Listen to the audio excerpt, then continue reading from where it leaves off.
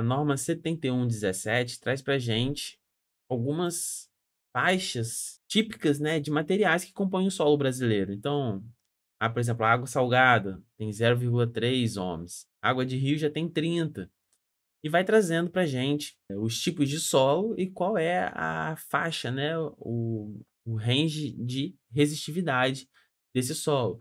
Mas, Vinícius, beleza, eu já vi essa tabela, mas como eu vou saber, por exemplo, que argila com 300 ohms é um solo bom, um solo ruim, um solo que precisa de um aterramento específico, é um solo que é ok? A própria norma também diz logo um pouquinho que um solo de baixa resistividade é um solo que tem uma resistência, né, aparente de menor do que 250 ohms metro. Um solo de média resistividade vai ter aí a sua resistividade entre 250 e 1000 ohms metro.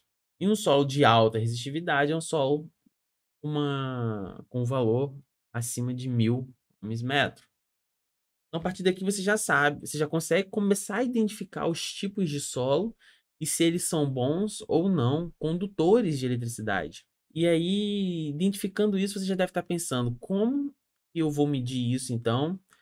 Porque além de saber o tipo de solo, eu também tenho que saber quantas camadas ele tem. Exatamente. Então, como que a gente pode medir? Pela norma, a gente tem dois arranjos conhecidos, dois tipos, né, dois métodos de medição da sondagem geoelétrica. Só que o mais utilizado, o mais conhecido, o que grande maioria dos profissionais utilizam, é o arranjo de Werner, porque ele tornou bem simples. Você precisa colocar 4 estacas em distâncias iguais, colocar um termômetro específico para isso, né, um equipamento específico para esse tipo de medição, e ele vai fazer o cálculo, ele vai te dar um valor de resistividade aparente. E é esse equipamento aqui. Ele funciona dessa forma. Você vai ter 4 hastes, 4 cabos e vai fazer a medição conforme o manual do equipamento. E aí você tem que colocar em distâncias iguais. Esse Azinho, ele pode ser 2 metros, 4 metros, 8 metros, 16 metros. O que você precisar fazer para poder medir para poder fazer a sua sondagem geoelétrica, você faz com esse equipamento e utilizando esse método.